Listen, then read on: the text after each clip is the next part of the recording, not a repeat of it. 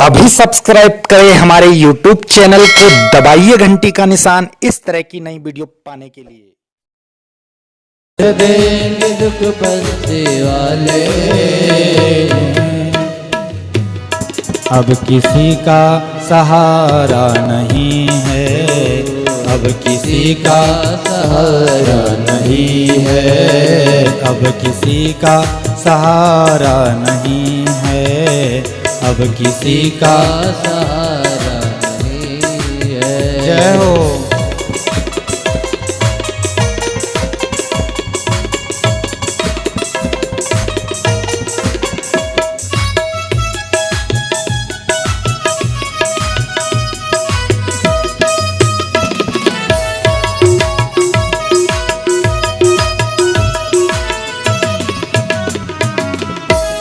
और क्या कहती है सुशीला?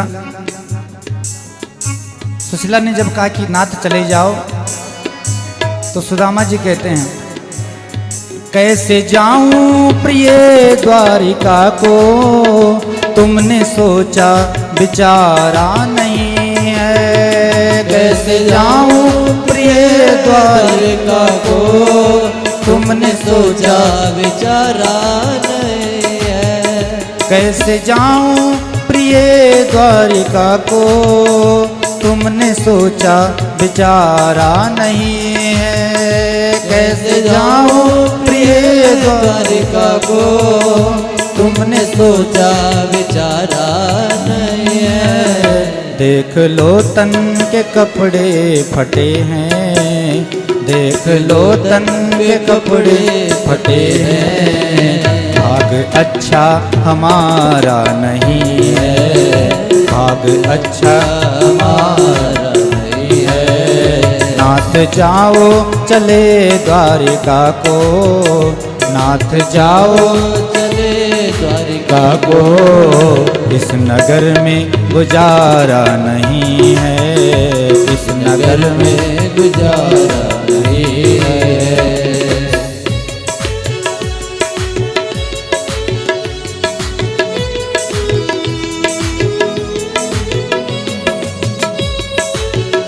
श्री राधे।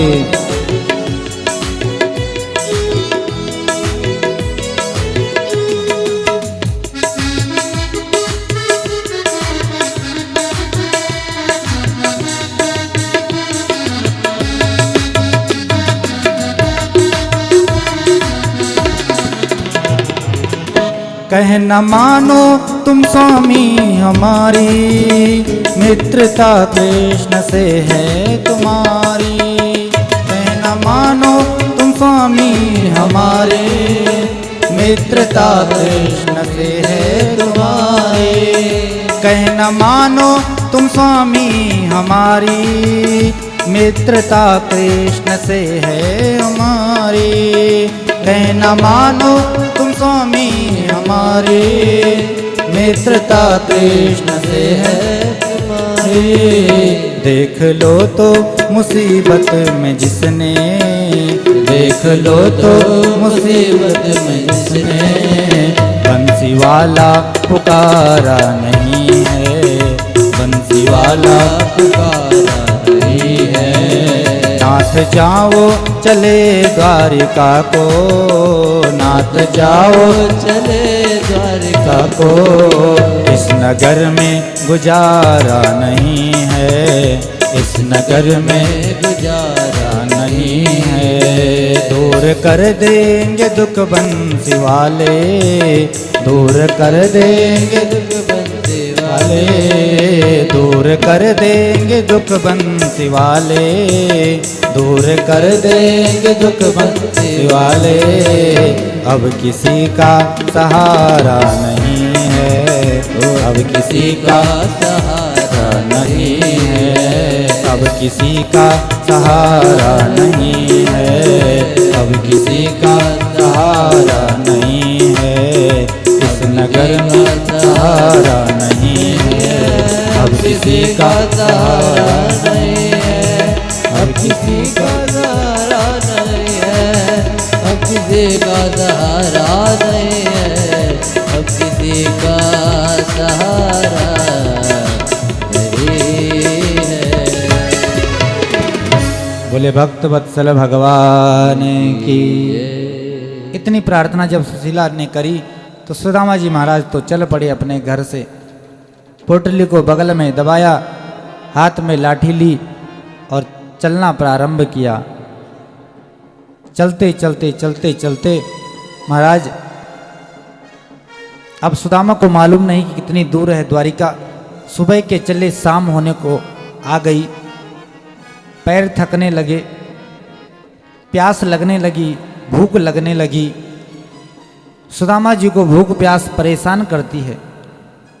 भूख लगती है, प्यास लगती है, जिंदगी अब उदास लगती है। कैसे आऊं तेरी द्वारिका, आस भी अब निराश लगती है। सुदामा जी को लगने लगा कि मैं उम्मीद नहीं कर रहा हूं कि मैं द्वारिका पहुंच पाऊंगा। हे ठाकुर, बहुत मुश्किल है कि मैं आप तक पहुंच पाऊं। पाँव में छाले पड़ गए, फफोले उठ गए, अत्यंत पैर थकान से थकने लगे। पैर के छाले जब चलते चलते उनको भी पीड़ा होने लगी तो मानो छालों ने सुदामा जी से कहा कि सुदामा जी कितनी दूर है अभी वो द्वारिका। राह में चलते चलते पूछा पाँव के छालों ने कि बस्ती कितनी दूर बसा दी दिल में बसने वालों ने।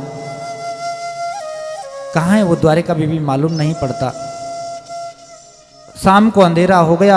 सुदामा जी को लगा कि अब मैं आगे नहीं जा पाऊंगा। एक पीपल का वृक्ष दिखाई पड़ा। सोचा कि बस इसी के नीचे बैठ करके मैं आज रात्रि शयन करूंगा। अब मालूम नहीं कितनी दूर है, सुबह वापस लौट पड़ूंगा अपने घर की तरफ। सुदामा जी सो गए। इधर द्वारिका में द्वारिकाधीश को मालूम पड़ गया कि मेरा मित्र मेरे से मिलने आ रहा है और भगवान की तो प्रतिज्ञा है। क्या प्रतिज्ञा है कि जो तू आवे 7 पग मैं आऊं पग 60। भगवान कैसे वापस भेज सकते अपने सखा को। तुरंत योग माया को आदेश दिया, योग माया जी महाराज जाओ, मेरा सखा सुदामा आ रहा है, उसको रातों रात उठा करके द्वारिका में ले आओ। योग माया गई और सुदामा जी को उठा करके रात्रि को द्वारिका में रख दिया। अब तो जैसी प्रातःकाल हुआ, प्रातःकाल द्वारिका के मंदिरों में घंटा घड़ियालों की आवाज़ आने लगी। भगवान सूर्य भी पूर्व दिशा से उदित हो गए और जैसे ही सूर्य की किरणें सुदामा जी के मुखमंडल पर पड़ी, क्योंकि अत्यंत थकान में भरे थे, घंटे घड़ियालों की आवाज़ कान में पड़ी, निद्रा खुल गई। उठते ही खड़े हुए चारों तरफ दृष्टि डाली तो भवन नजर आए।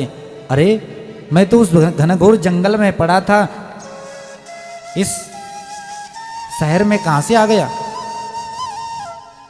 अब मुझे तो द्वारिका जाना था, अब किससे पूछूं। चलो किसी राही से पूछ लेता हूं। कोई रास्ते से जा रहा था, उससे पूछा भैया जरा ये तो बताओ कि द्वारिका कितनी दूर है। उसने कहा अरे आप द्वारिका में ही खड़े हैं। अच्छा तो मैं क्या द्वारिका आ गया। बोले हाँ, तो ये बताओ यहाँ मेरो कन्हैया कहाँ रहे। सुदामा जी ने कहा। उस व्यक्ति ने कहा रे कौन कन्हैया, उसका पूरा पता बताओ, गली नंबर, मोहल्ला नंबर, मकान नंबर, पूरा नाम बताओ ठीक ठाक, तभी तो मालूम पड़ेगी। कन्हैया ने और सुदामा जी ने सोचा कि हो सकता है यहाँ कोई कन्हैया नाम से वाको जाने नहीं। तो कहने लगे भैया वाको बचपन को नाम है कृष्ण। अब तो महाराज जब इतना सुना कृष्ण तो उस रास्ते चलते हुए व्यक्ति के पैरों से जमीन खिसकने लगी और वो तो चौंक पड़ा और सुदामा जी को डांट करके बोला अरे तुम्हें जरा भी सहूलियत नहीं है बात करने की। हमारे द्वारिकाधीश यहाँ के राजा और उनका नाम तुम इस तरह से ले रहे हो। कोई भी जब उनका नाम लेता है तो कितने संबोधन और विशेषण लगाए जाते हैं उनके नाम के पहले, और तब उनका नाम लिया जाता है। श्री श्री 1008 द्वारिकाधीश राजाधिराज श्री कृष्णचंद्र जी महाराज, इस तरह से उनका नाम लेते हैं। सुदामा जी चौंक गए, अरे भैया वह को इतना बड़ो नाम है गयो, मुझको मालूम नहीं थी, क्षमा करना। तो ये बताओ कहाँ रहते हैं तुम्हारे द्वारिकाधीश? बोले चले जाओ, जितने महल दिखाई पड़ रहे हैं ये सब उन्हीं के हैं। सुदामा जी चल पड़े। भागवत के अनुसार तो सीधे रुक्मणी जी के भवन तक अंदर पहुंच गए सुदामा जी, पर प्रसिद्ध नरोत्तम दास का पद जैसी द्वार पर पहुंचे, द्वारपालों ने रोका सुदामा जी को। सुदामा जी ने कहा मुझे द्वारिकाधीश से मिलना है। कि कौन हो? बोले मैं उनका बचपन का मित्र हूँ। द्वारपालों को विश्वास नहीं हुआ कि कहाँ ये और कहाँ हमारे राजा बचपन का मित्र बता रहा है। फिर सोचा कि कहीं हो ना हो, मित्रों हो भगवान के बचपन के, हमें क्या मालूम। तो सुदामा जी से कहा आपको हम अंदर नहीं भेज सकते, लेकिन आपका संदेश जरूर प्रभु तक पहुंचा सकते हैं। बोले हाँ, जाकर के कहना कि मैं उनका बचपन का सखा हूं सुदामा। द्वारपाल अंदर गया, भगवान के चरणों में प्रणाम किया, और जैसे ही भगवान के चरणों में प्रणाम किया, प्रभु से प्रार्थना करके बोला, हे प्रभु, इस दास को सेवा करते करते सैकड़ों वर्ष बीत गए आपके दरबार में, लेकिन आज जो विभूति द्वार पर आई है ऐसा मैंने आज तक नहीं देखा। कौन आया है, क्या नाम है? द्वारपाल ने कहा अरे नाम क्या बताऊं, उसका पूरा हुलिया सुना देता हूं। तो बताया सुदामा जी का परिचय कि शीस पगा न झगा तन पे, प्रभु जाने को आहि बसे के ही ग्रामा, धोती फटी सिलटी दुपटी और पाँव उपान की नहीं सामा, द्वार खड़ो दुज दुर्बल एक, रहो चकिसो वसुधा अभिरामा, पूछत दीन दयाल को धाम, बतावत आपनो नाम सुदामा। जैसे ही भगवान के कान में ये नाम पड़ा, सुदामा सिंहासन पर बैठे थे ठाकुर, तुरंत सिंहासन से उछल गए। सुदामा का नाम सुनते ही, सुन नाम सुदामा, अचानक ही प्रभु स्वर्ण सिंहासन छोड़ के भागे, पग से पटपीत को दूर किया, उलझे मणिमाल को तोड़ के भागे, सब विस्मित होकर देख रहे, महारानियों से मुख मोड़ के भागे, पद पादुका हीन विलीन भये, द्विज दीन कहाँ कर जोड़ के भागे। अरे सुदामा, मेरा मित्र आया है। भगवान ने अपना पीताम्बर छोड़ा, चरण पादुका पहनना भूल गए, दौड़ने लगे। द्वारपाल घबरा गया, ये क्या हो गया अचानक प्रभु को। महारानियों ने देखा, रुक्मणी, कालिंदी, जामवती, मित्रवृंदा कि आज किससे मिलने के लिए इतनी आतुरता भगवान दिखा रहे हैं। अरे हमने इस दरबार में आते हुए ब्रह्मा को आते देखा, विष्णु शंकर को आते देखा, कुबेर वरुण, न जाने कितने महान विभूतियाँ आती हैं, पर किसी से भी मिलने के लिए भगवान ने ऐसी व्याकुलता नहीं दिखाई। भगवान भागते चले जा रहे हैं। उधर सुदामा जी महाराज द्वार पर खड़े हैं, अनेकानेक संकल्प विकल्पों में खोए हैं कि मुझे पहचानेगा कि नहीं। बहुत समय बीत गया, राजा बन गया। अरे बड़े लोग छोटे लोगों को भूल जाते हैं, इस तरह से सोच रहे हैं। भगवान तो भागते हुए चले जा रहे हैं। एक ड्योढ़ी पार करी, दो ड्योढ़ी पार करी, बड़ी आतुरता और रोते हुए भगवान चले जा रहे हैं। सारे द्वारिकावासी देख रहे हैं इस घटना को भगवान की। भगवान भागे भागे गए, सामने से सुदामा दिखाई पड़े, और जैसे ही पास में पहुँचे, सुदामा जी को अपने अंक से भर लिया, गोद में गले से लगा लिया, और जैसे ही मिले दोनों मित्र, कुछ नहीं बोल पाए, आंसू बहाए। भगवान ने तुरंत हाथ पकड़ा सुदामा का, अंदर लेकर के आए, अपने सिंहासन में बिठाया, स्वयं चरणों में बैठ गए। पैरों में धूल लगी थी, भगवान अपने पीताम्बर से झाड़ने लगे। प्रभु को लगा कि अब बहुत ज़्यादा धूल लगी है, बिना चरण धुले तो ये धूल निकल नहीं सकती। तुरंत आदेश दिया रुक्मिणी को, देवी जाओ, मुझे जल लेकर के आओ। अब तो रुक्मिणी ने इतना सुना तो महाराज अवाक रह गई, बड़े आश्चर्य में पड़ गई। सारी रानियां भी देखती हैं रुक्मिणी सोचती है कि आज तक मेरे प्रभु ने मुझे इस तरह से आज्ञा नहीं करी। अरे दरबार में दासियों की कोई कमी नहीं है, किसी दासी को सेवा का मौका मिल जाए तो अपना सौभाग्य समझती है। आज प्रभु ने किसी दासी को सेवा न देकर के मुझे आज्ञा की है। रुक्मिणी जी गई, यही विचार कर रही है मन में, कौन है, पूछ भी नहीं पा रही है। भगवान ने सुदामा का चरण अपने गोद में रखा, सोचा कि तब तक थोड़ा धूल और झाड़ दूं। अचानक भगवान का हाथ सुदामा के तलवे पर गया, कांटे चुभेते भगवान के हाथ में स्पर्श हुए, प्रभु से रहा नहीं गया। ये स्थिति भगवान से देखी नहीं गई, आंखों से ही जल का पनारा निकल पड़ा, मानो आंखों से गंगा यमुना की धार बह चली और चरणों को धुल दिया। भगवान रोने लगे, पानी परात को हाथ छुयो नहीं, नैनन के जल सो पग धोए। तब तक रुक्मिणी जी कलश में जल लेकर के आई।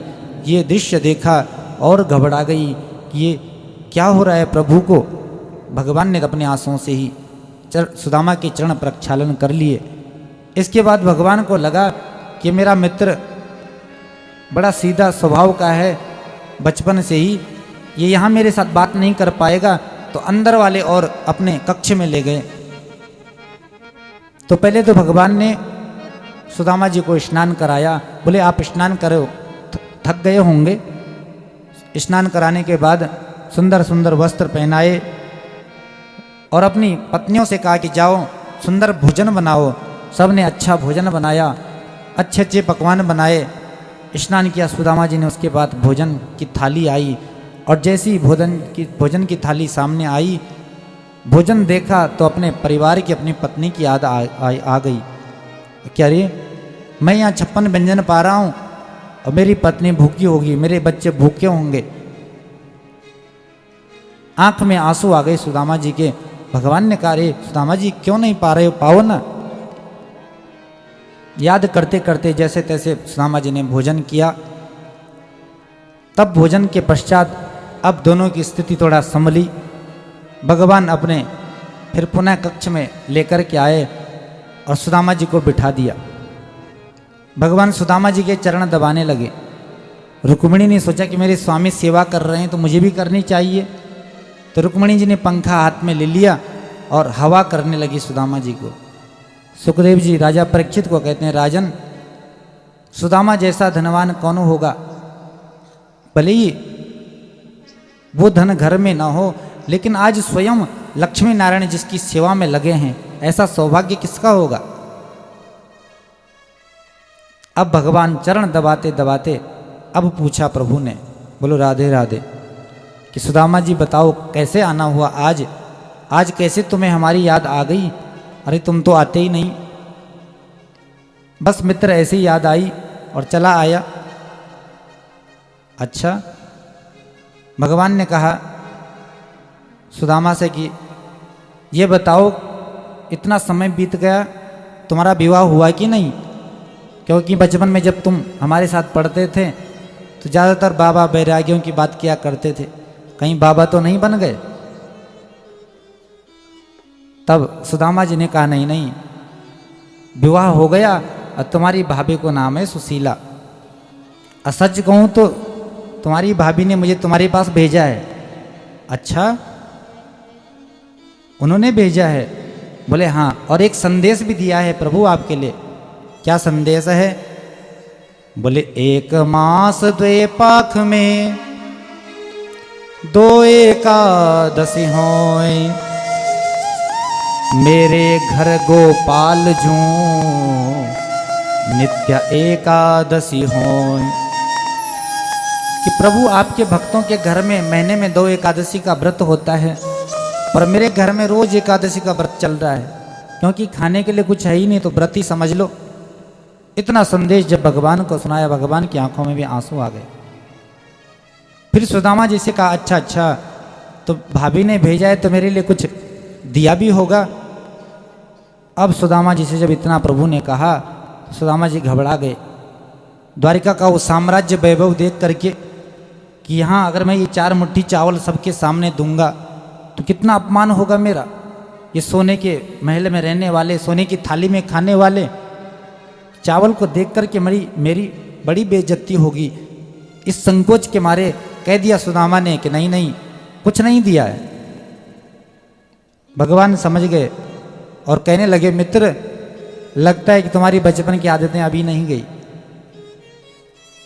तो दिया है तो दो ना। अरे जब दिया ही नहीं तो कहां से दूं? प्रेम से कहो राधे राधे। दिया ही नहीं तो कहां से दूं? भगवान चरण दबा रहे हैं, चरण दबाते दबाते बोले, अच्छा सुदामा जी ये बात बताओ कि अगर कुछ नहीं दिया है तो तुमने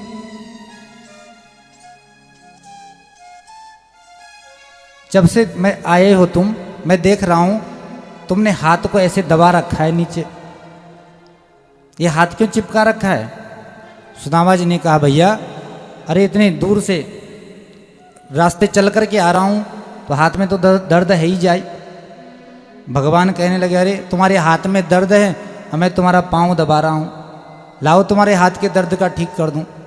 सुदामा जी कहने लगे, ना भैया ये हाथ से हाथ मत लगाइयो, बस तू रहने दे।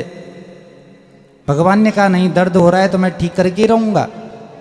सुदामा जी प्रसंग बदलते जा रहे हैं, अरे छोड़ मित्र तू काहे को ये सब बातें करे। जब हम बचपन में गुरुकुल में रहते थे उज्जैन में, कितना गुरु माता हमको प्यार करती है। और उस दिन की याद है जब हम वन में लकड़ी लेने गए, समिधा बीनने, कितनी बारिश हुई थी उस दिन, कितनी बरसात हुई थी। भगवान ने कहा, हाँ मित्र याद है। तब तो तुम्हें यह भी याद होगा कि उस बरसात में किस तरह से तुम्हारे दांत कटकटा रहे थे सर्दी में। अब सुदामा जी सोचने लगे तो कुछ और ही पोल पट्टी खोलने वालों। छोड़ मित्र वो बने की बात। जब हम घर में आए तो गुरु माता ने कितना प्यार दिया हमें, कितना आनंद आया, कितना स्नेह बरसाया हमारे ऊपर। क्या सचमुच सुदामा ने छुप करके चने खाए? क्या इतना सा अपराध के कारण भगवान सुदामा को इतना बड़ा दंड दे सकते हैं जो उनके मित्र? ऐसा तो नहीं लगता। किसी विद्वानों के मुख से सुना है। बोलो राधे राधे। बोली ये बात नहीं है कि भगवान से छुप करके सुदामा ने चने खाए और भगवान ने साप दे दिया। तो बोले एक बार की बात है, गुरुदेव के घर में दुर्वासा ऋषि आए और जिस दिन सुदामा और कृष्ण को वन में जाना था उसी दिन दुर्वासा जी आए। गुरु माता ने चने भिगा करके और एक पोटली में बांधे थे कि दोनों जाएंगे वन में, भूख लगेगी तो चने खाएंगे। एक पोटली में बांध दिए। तभी अचानक दुर्वासा ऋषि का आगमन हुआ और गुरु माता से कही, माता जी मुझे भूख लगी है और मैं भिक्षा लेने आया हूँ, जरा कुछ दे दो घर से। अब गुरु माता ने सोचा घर में तो और कुछ नहीं है, केवल ये चने रखे हैं, ये अगर ये दे दूंगी तो ये बालक क्या खाएंगे? तो गुरु माता ने मना कर दिया, बोले कुछ नहीं है घर में। दुर्वासा ऋषि से वो भी, और वो तो अंतर्यामी, तुरंत ध्यान लगाया, समझ गए कि चने रखे हैं घर में और मुझे मना कर रही है देने से। तो साप दे दिया कि बोले तूने मेरे से झूठ बोला, जा जो उन चनों को खाएगा वो व्यक्ति दरिद्र हो जाएगा। दुर्वासा ऋषि ने साप दे दिया और ये बात सुदामा ने सुन ली कि साप दे दिया है दुर्वासा ऋषि ने। गुरु माता ने नहीं बताया दोनों को और वो चने सुदामा जी के पास दे दिए और कहा, सुदामा ये चने हैं, दोनों वन में खा लेना मिल करके। दोनों वन में गए। सुदामा जी तो मौका देख ही रहे थे।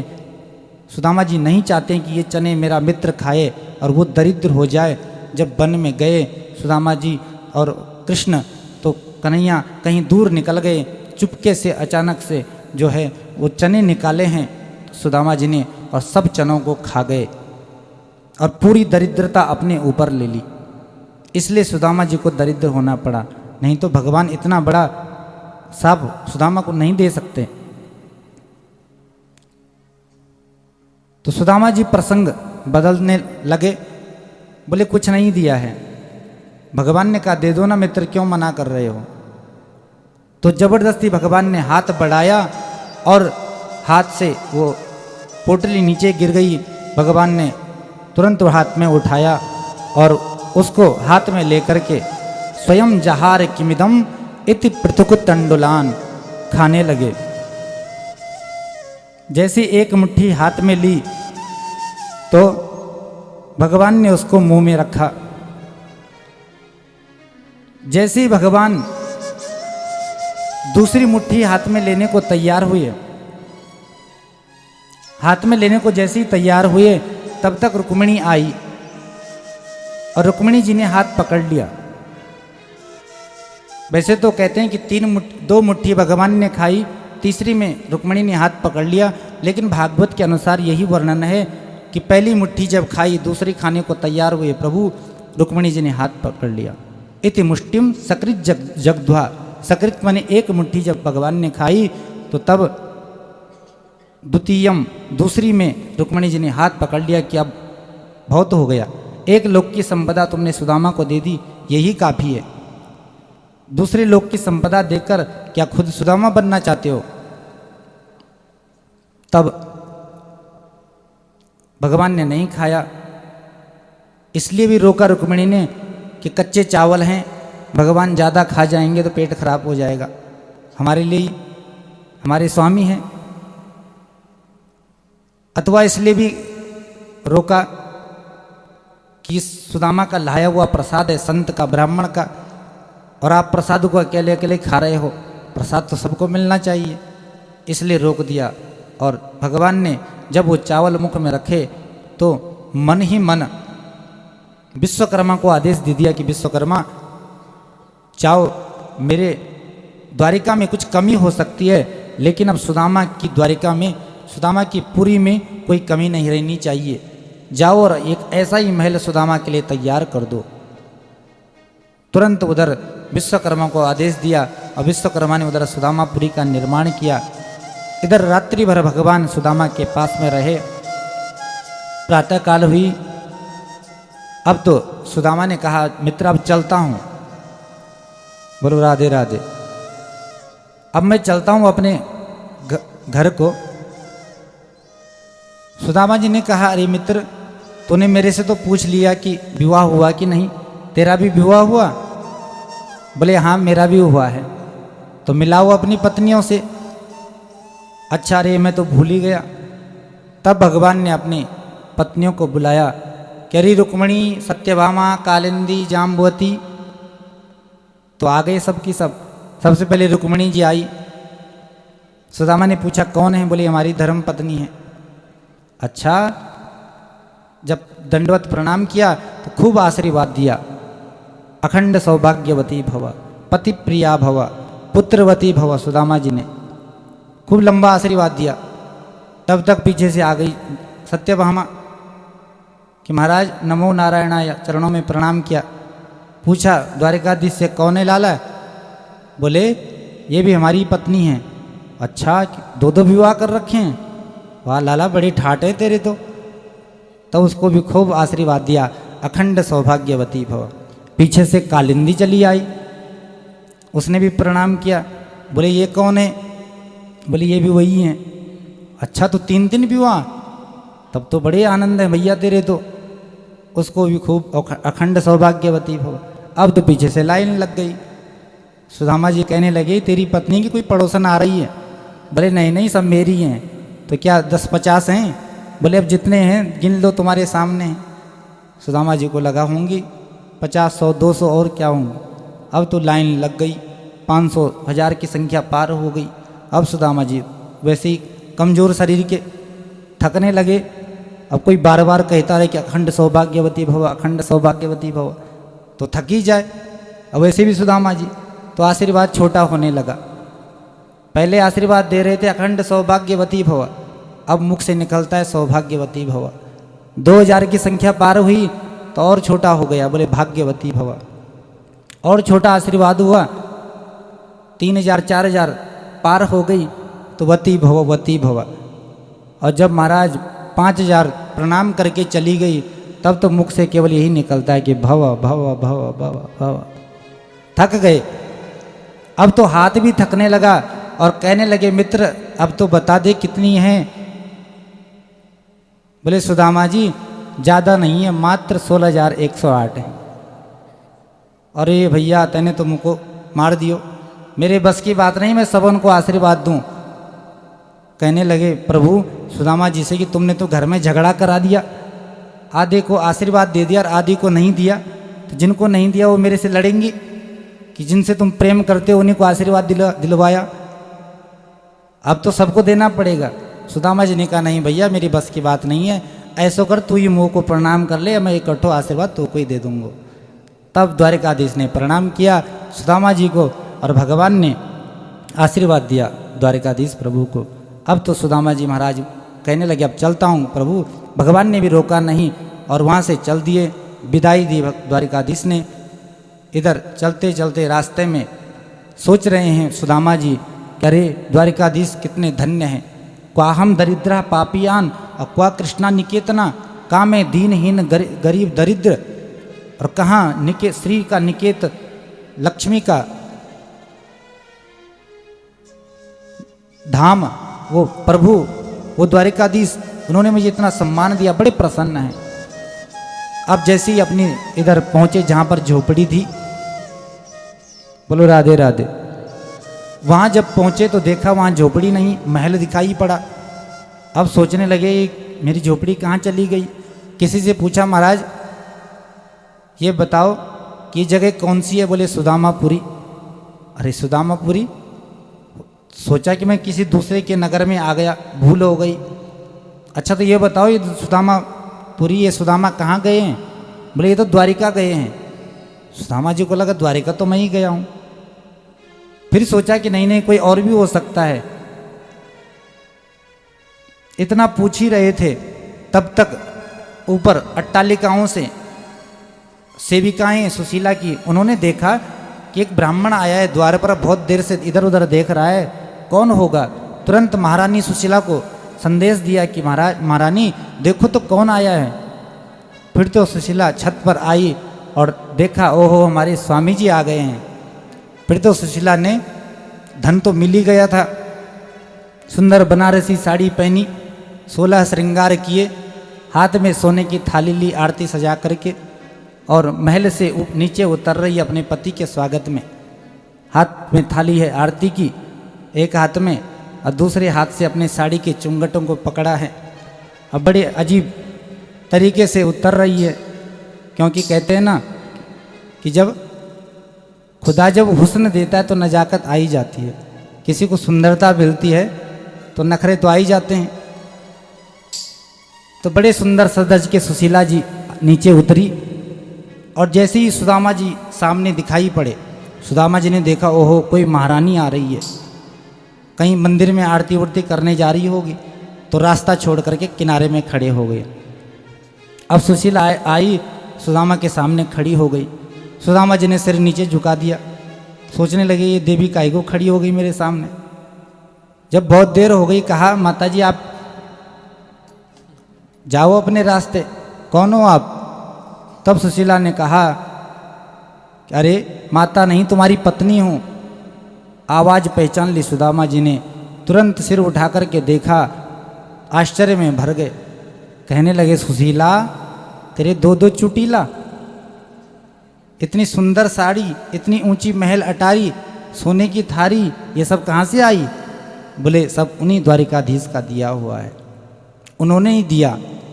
सुदामा जी ने कहा देवी तुझे धन चाहिए था, तुझे धन मिल गया, और मुझे भजन चाहिए था, मुझे भजन मिल गया, तो अपने धन को संभाल, मैं चला वन में भजन करने के लिए, तपस्या करने के लिए।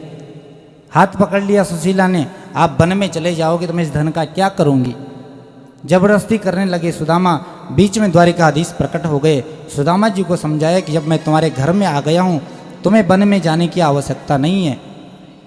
तब तो उनको भगवान ने आशीर्वाद दिया, और फिर तो सुदामा जी महाराज अपनी पत्नी के साथ अपने ही घर में रहने लगे। अब तो पहले जितना भजन करते थे उससे भी और भजन बढ़ गया, और ज़्यादा भजन और याद भगवान की करने लगे। हम लोगों के साथ क्या होता है कि जब दुख होता है तो भगवान को खूब याद आती है, और धन मिल जाए तो भगवान को भूलने लग जाते हैं। पर सुदामा जी की स्थिति और भी ज़्यादा भजन की बढ़ गई। तो सुखदेव जी कहते हैं राजन तुम कह रहे थे कि भगवान कभी किसी दीनों पर कृपा करते हैं, गरीबों पर, तो सुदामा जैसा गरीब कौन होगा? उस पर कृपा करके भगवान ने आज अपना दीनबंधु नाम सार्थक किया। भगवान का नाम पड़ा दीनबंधु। बोले दीनबंधु भगवान की, द्वारिकाधीश भगवान की। इस तरह से सुदामा पर भगवान ने कृपा करी। इसके आगे प्रसंग आता है भागवत में, सूर्य ग्रहण का समय आया और भगवान द्वारिका से कुरुक्षेत्र आया